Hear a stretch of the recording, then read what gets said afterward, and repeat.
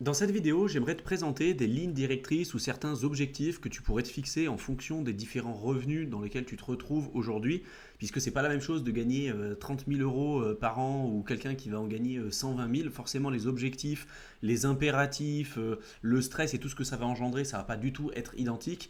Et dans cette vidéo, j'aimerais t'aiguiller un petit peu là-dedans parce que des fois, c'est un peu compliqué et ce qui pourra, je pense, d'une certaine manière, t'aider à passer peut-être un palier, parce que c'est pas parce qu'aujourd'hui tu es à 30 000 euros à l'année voire moins, que tu peux pas passer à 40 000, 50 000, etc. Et j'aimerais justement te donner une ligne directrice ou une certaine réflexion que j'ai pu avoir sur ce sujet pour t'aider à passer une step et faire en sorte que tu puisses atteindre tes objectifs le plus rapidement possible. Donc si tu fais moins de 30 000 euros par an, l'impératif et les choses primordiales à faire tout de suite, ça va être de faire attention à tes dépenses, parce que quand tu gagnes 30 000 euros par an, surtout quand tu vis dans des grandes villes, bah, tu n'as pas énormément un reste à vivre qui va être faramineux. Donc il va vraiment falloir que tu sois carré et que tu fasses très attention à tes dépenses, surtout si tu veux avoir de l'épargne, si tu veux investir et si tu veux quand même accélérer l'atteinte de ton indépendance et de ta liberté financière. Donc premièrement, faire attention à ses dépenses, ne pas avoir de mauvaises dettes, donc essaye d'éviter au maximum d'acheter, de déployer des crédits conso pour acheter tout et n'importe quoi. Si tu as absolument besoin de le faire, par exemple si tu as besoin d'acheter une voiture, parce que bah, tu n'as pas d'argent de côté, tu as besoin d'acheter une voiture pour aller travailler, tu n'es pas obligé d'acheter une grosse voiture et bien plus grosse que ce que tu peux te permettre d'acheter. Tu peux acheter une voiture qui va te permettre de faire un trajet d'un point A à un point B et puis voilà, de préserver un petit peu tes finances personnelles vis-à-vis de ça, d'avoir un taux d'épargne qui soit le plus élevé possible si tu peux le faire. Et tu vois, il y a beaucoup de gens moi qui me disaient c'est pas possible d'épargner quand tu es dans des grandes villes si tu gagnes moins de 1500 euros par mois. Moi j'ai vécu à Lyon, en centre-ville de Lyon, et j'ai vécu pendant plus de 5 ans avec 600 euros par mois, tu vois, toutes charges comprises, hein. Loyer, bouffe, électricité, tout. Alors c'est clair que je vivais pas comme un dingue, j'avais tout optimisé pour faire en sorte de diminuer mes dépenses au maximum. J'étais en colocation, donc j'avais un loyer qui était beaucoup plus faible. J'achetais la nourriture, je l'achetais en gros chez des grossistes et tout, et même tout ce qui était invendu aussi. Tu sais, il y a des applications comme To Go qui te permet de prendre les invendus et qui sont toujours comestibles, mais pour diminuer au maximum tes charges, j'avais pas de charges liées au loisir parce que je faisais que travailler à cette époque-là. Mais voilà, c'est possible de pouvoir le faire. Après, c'est sûr que j'avais pas de contraintes liées par exemple au fait d'avoir des gosses, j'avais pas fait de crédit conso, j'avais pas acheté ma résidence principale, donc c'est sûr que c'était plus simple pour moi de ce côté-là. Mais voilà, l'idée en fait quand tu gagnes moins de 30 000 euros par an, c'est vraiment de faire en sorte d'épargner de manière le plus importante possible, autant que tu puisses le faire dans tes conditions personnelles. Et l'idéal, tu le verras, hein, c'est de le faire entre 10 et 20% de tes revenus. Ça va te permettre d'avoir, on va dire au départ, les bonnes habitudes, la bonne démarche. Et même si c'est quelques dizaines, voire quelques centaines d'euros par mois, c'est déjà très bien. Si tu arrives à mettre de l'argent de côté tous les mois, que tu arrives à l'investir, c'est les habitudes aussi qui sont importantes. Parce qu'il y a beaucoup de gens qui se disent, bah moi, si c'est pour investir 50 balles ou 100 balles tous les mois, ça vaut pas le coup. Et du coup, bah, en fait, ils le font pas. Ils se font rogner l'épargne par l'inflation. Ils investissent jamais. Et après, ils peuvent se réveiller quelques années après en se disant, punaise, si j'avais su, j'aurais commencé plus tôt. Donc voilà, 30 000 euros par an, en général, tu te retrouves, enfin en dessous de 30 000 euros par an, souvent tu peux te retrouver dans ces formations-là quand tu débutes, quand tu es jeune, mais après, plus tu vas avancer dans ta vie, plus tu peux négocier ton salaire, plus tu vas acquérir des compétences, tu vas développer une expertise, tu vas développer des compétences transversales, et plus tu pourras augmenter tes revenus. Mais c'est pour ça que je te dis que c'est important d'avoir ces bons prérequis au début, d'avoir tout de suite des bonnes lignes directrices. Donc faire attention à tes dépenses, ne pas avoir de mauvaises dettes, avoir un taux d'épargne qui soit le plus élevé possible et idéalement entre 10 et 20% si possible en fonction de ce que tu peux faire aujourd'hui et maintenant. Commencer à te créer un fonds de sécurité. En général, on dit que le fonds de sécurité, c'est entre 3 et 6 mois d'épargne par rapport à tes charges mensuelles. Si tu dépenses 1000 euros mensuellement, bah, il te faut entre 3 et 6 000 euros de côté pour gérer les imprévus. Trouver des moyens de gagner plus d'argent, parce que ça, c'est toujours ce qui manque à beaucoup de personnes. Tu peux diminuer tes charges au maximum, mais ce qui va faire un vrai changement, c'est l'augmentation de tes revenus. Ça, c'est indispensable, surtout si tu veux atteindre le statut d'indépendance ou de liberté financière. Donc trouver des moyens de gagner plus d'argent en gagnant des compétences dans ton job salarié, en faisant de l'entrepreneuriat, en développant un business en ligne, en te formant, en développant des compétences transversales, en négociant ton salaire. Enfin voilà, il y a plein de solutions de pouvoir le faire. C'est pas forcément simple, mais c'est super important pour passer au stade supérieur. Et enfin, de commencer aussi à investir le plus tôt possible, même si tu es jeune et surtout si tu es jeune. Ce que je dis tout le temps, tu n'as jamais un seul investisseur et tu n'as jamais une seule personne qui te dira qu'elle a regretté de commencer aussitôt. La plupart du temps, le regret qu'on a, et moi je l'ai eu aussi, même si j'ai commencé à 24 ans, hein, j'ai commencé quand même relativement jeune. Je connais des gens qui ont commencé beaucoup plus tôt, même à 18, 16 ans avec le compte de leurs parents et tout. Mais plus tu commences tôt, mieux ce sera, plus tu pourras mettre en place les intérêts composés et plus tu auras le temps qui jouera en ta faveur. C'est pour ça que même si c'est des petites sommes d'argent que tu investis, franchement, ça vaut le coup. Fais-le. Et je le répète, mais tu n'as aucune personne qui a de regrets en se disant oh là là, je regrette d'avoir commencé aussitôt. Voilà, non, tout le monde regrette plutôt l'inverse, de ne pas avoir commencé plus tôt l'entrepreneuriat, de ne pas avoir commencé plus tôt l'investissement. Donc vraiment, fais toutes ces choses-là, surtout si tu te situes dans la conformation que je t'évoquais un petit peu plus tôt avec un salaire à moins de 30 000 euros par an. Si maintenant tu te situes entre des revenus compris entre 30 000 et 60 000 euros par an, là ça va être super important pour toi de suivre, de faire un budget. Tu es déjà censé le faire même quand tu as des plus petits revenus, des revenus plus modestes. Mais quand tu es entre 30 000 et 60 000 euros, ça va être encore plus important parce que la plupart des gens, quand ils augmentent leur revenu annuel par exemple, ils augmentent leur niveau de vie. Donc suis vraiment tes dépenses. Fais attention à l'inflation de ton lifestyle et à l'augmentation de ton niveau de vie. Fais un budget régulier. Ça ne veut pas forcément dire qu'il va falloir que tu te prives parce que tu auras plus de possibilités que quelqu'un qui va être ric-rac clairement au niveau de son budget. Là où quelqu'un qui va être à 30 000 euros annuel, peut-être que chaque dépense va être importante. Toi, entre 30 000 et 60 000 euros, ça va peut-être être un peu plus simple de ton côté. Donc voilà, continue de faire un budget, continue de suivre tes dépenses et essaye de suivre ta valeur nette et ton taux d'épargne. Si tu étais à 10% de taux d'épargne avec 30 000 euros, si tu passes à 50 000, forcément, il faut que ton taux d'épargne soit plus élevé que lorsque tu étais à 30 000 euros. Il faut vraiment que tu arrives à augmenter ton taux d'épargne et que tu arrives à augmenter ta valeur nette. Il y a des sites aujourd'hui qui te permettent de suivre la valeur de tes actifs et donc il faut que ce soit toujours dans une pente ascendante et croissante. C'est super important et ça doit être plus élevé que dans le cas précédent que je t'ai évoqué un petit peu plus tôt.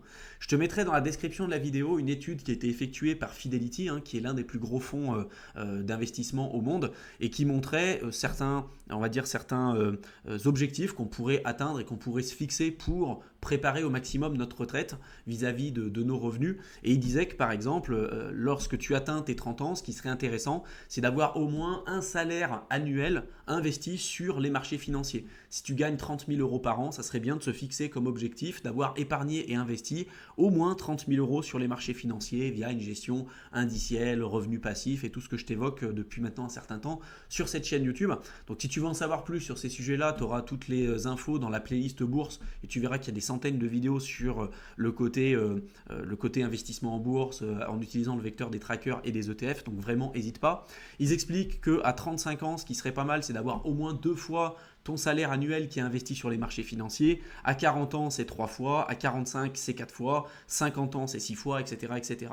Alors, l'idée, c'est pas de te comparer en te disant « Oh là là, moi j'ai 45 ans, j'ai encore pas commencé à investir et j'ai pas cet argent-là. » Ça sert à rien de te comparer, c'est juste des objectifs que tu peux te fixer et après de te dire « Ok, aujourd'hui, ma situation financière et ma situation personnelle, elle est comme ça. Comment je peux faire pour l'améliorer et comment je peux faire pour aller de l'avant. » Ça ne sert à rien de te flageller en te disant « Oh là là, si j'avais su, j'aurais commencé plus tôt. » Voilà, on ne refait pas le temps. Le meilleur moment pour investir, c'était il y a 20 ans. Le deuxième meilleur moment, c'est aujourd'hui. Donc, focalise-toi là-dessus et vois comment tu peux améliorer ta situation pour accélérer l'atteinte de ton indépendance et de ta liberté financière. Ensuite, un autre objectif que tu pourrais te fixer si jamais tu es entre des revenus compris entre 30 000 et 60 000 euros par an, c'est de faire un calcul concret pour savoir concrètement combien d'argent il va te falloir pour atteindre les objectifs que tu te seras fixés pour ta retraite. Donc combien d'argent tu dois épargner, combien d'argent tu dois investir pour préparer pour le mieux ta retraite et ou ta liberté financière. Donc je te mettrai le lien d'un site dans la description de la vidéo, tu pourras cliquer dessus. C'est un site gratuit qui va te permettre de faire toutes ces estimations-là et te permettre d'avoir des éléments concrets et pragmatiques. Comme ça, tu pourras te fixer des vrais objectifs et te dire « Ok, mon objectif c'est ça et je sais qu'il va falloir que si je veux partir à la retraite à 45 ans, aujourd'hui j'en ai 25, voilà les objectifs que je me fixe d'ici ma retraite, voilà combien d'argent il va falloir que j'épargne, voilà combien d'argent il va falloir que j'investisse, quel est le levier que je vais utiliser, quel est l'actif et le véhicule d'investissement que je vais utiliser pour atteindre mon objectif, quels sont les efforts que je vais devoir faire, les sacrifices que je vais devoir faire, etc. etc. C'est super important parce que si demain tu n'as pas vraiment des objectifs concrets et pragmatiques, au final tu vas tourner en rond et tu atteindras n'atteindras jamais les objectifs que tu te seras fixés tout simplement. Et ensuite, si demain tu passes à un palier supérieur, donc si tu dépasses des revenus par exemple supérieurs à 60 000 euros par an, là il va falloir encore une fois que tu fasses attention à ton lifestyle, c'est super important. Ça ne sert à rien d'ajouter du stress supplémentaire à la vie qui peut être déjà stressante, parce que tu as des gens qui gagnent très bien leur vie mais qui ont un niveau de stress lié à leur emploi salarié qui est déjà important. Donc toujours faire en sorte d'avoir un niveau de vie qui va être plus faible que tes niveaux de revenus. Comme ça te permet toujours d'épargner, d'avoir une épargne de sécurité et toujours continuer d'investir. Et ce que je dis tout le temps, j'en ai déjà parlé sur plusieurs vidéos sur YouTube, tu auras le lien dans les playlists, notamment finances personnelles, même investissement, où je t'expliquais que tout ce que tu ne mettras pas dans ton lifestyle, c'est des choses que tu pourras mettre au service de l'atteinte de tes objectifs personnels. Tout ce que tu ne mettras pas dans l'achat d'une voiture, tu pourras le mettre pour investir et préparer pour le mieux ta retraite ou ta liberté financière. Tout ce que tu ne mettras pas dans, entre guillemets, le confort ou dans l'achat de ta résidence principale, c'est tout ce que tu pourras mettre pour investir ou pour te protéger plus tard si jamais tu auras des déconvenus. Ça ne veut pas dire que tu ne peux pas trouver un juste milieu, tu ne peux pas trouver un équilibre. Bien évidemment que tu peux trouver un équilibre et je t'encourage à le trouver. Ne fais pas l'erreur dans laquelle beaucoup de personnes tombent malheureusement, qui est de dire au final je gagne 4 000 euros par mois, je vais vivre avec 4 000 euros par mois, ou tiens je vais voir monsieur le banquier parce que je veux acheter ma résidence principale, je suis avec ma compagne, je peux emprunter jusqu'à combien? 400 000 euros, forcément je vais emprunter pour une maison à 400 000 euros. Non, tu n'es pas obligé d'acheter pour 400 000 euros. C'est pas parce que ta capacité d'emprunt maximale elle est de 400 000 euros que tu dois acheter une baraque à 400 000. Tu peux très bien acheter une baraque à 250 000, et puis ça sera peut-être beaucoup plus serein pour toi. Voilà, ça sera à toi de voir ce que tu veux faire, mais c'est super important et plus tu vas augmenter tes niveaux de revenus, plus tu dois garder en tête les objectifs que je t'ai évoqués un petit peu plus tôt. Donc augmenter ta capacité d'épargne, augmenter ta capacité d'investissement. Si lorsque tu gagnais moins de 30 000 euros par an, tu étais, je sais pas, à 5 ou 10% d'épargne, de capacité d'épargne, quand tu passes entre 30 000 et 60 000 euros, tu es censé augmenter ta capacité d'épargne, peut-être 20%. Et puis ensuite, quand tu es à plus de 60 000 euros par an, il faut que tu arrives à passer à 30 ou à 40%. Voilà, en gros, il faut vraiment que tu sois dans une démarche positive et croissante dans ta capacité d'épargne et dans ta capacité d'investissement. Et malheureusement, c'est qu'on se rend compte globalement que la plupart des gens, plus ils vont avancer dans la vie, plus ils vont augmenter aussi leur niveau de vie. Et c'est pour ça que ça les empêche de préparer pour le mieux leur retraite. Et certains se retrouvent dans des positions compliquées quand on leur dit finalement ton allocation retraite, ça ne sera pas de 1500 euros, ça sera peut-être de 650 balles, ou tu partiras pas à 65 ans, tu partiras à 70 parce que le président aura décidé que ça aura été une mesure intéressante pour les Français. Alors moi, tout ce que je fais sur cette chaîne YouTube et tout ce que j'ai fait dans ma vie, ça a toujours fait en sorte de me préparer pour le pire, d'espérer le meilleur et de me préparer au pire, et surtout de ne pas dépendre d'une seule et unique personne pour me dire non, tu pourras pas le faire. Même une retraite anticipée, parce que j'avais clairement pas envie d'attendre mes 65 ans pour qu'on puisse bien me donner le droit de partir à la retraite. Ça faisait clairement pas partie de mes objectifs. Autre point important, si jamais tu as des revenus supérieurs à 60 000 euros par an, c'est d'avancer le plus rapidement possible vers tes objectifs en utilisant les bons leviers. Ça peut être le levier entrepreneurial, ça peut être le levier de l'immobilier, ça peut être le levier avec l'investissement en bourse, les cryptos ou ce que tu veux, mais vraiment de connaître ton nombre et ce qu'il va te falloir pour atteindre ta retraite. Je t'en avais parlé un petit peu plus tôt, mais là vraiment d'affiner tes recherches en te disant ok, maintenant mon nombre et l'investissement qu'il va me falloir nécessaire pour maintenir mon niveau de vie et pour atteindre mes objectifs lorsque j'aurai l'âge de ma retraite. Mais c'est pas obligé d'atteindre la retraite des 65 ans. Si tu as aujourd'hui 25 ans et que tu t'es fixé un objectif hyper ambitieux comme moi, quand j'avais 24 ans, je m'étais fixé d'atteindre la liberté financière en moins de 5 ans en partant de zéro, ce que j'ai fait en 4 ans et demi, forcément, moi mon nombre il était super élevé, les efforts à faire sur cette période-là, ils étaient hyper importants. Et donc j'ai fait énormément de sacrifices sur cette période, mais parce que ça faisait partie de mes objectifs.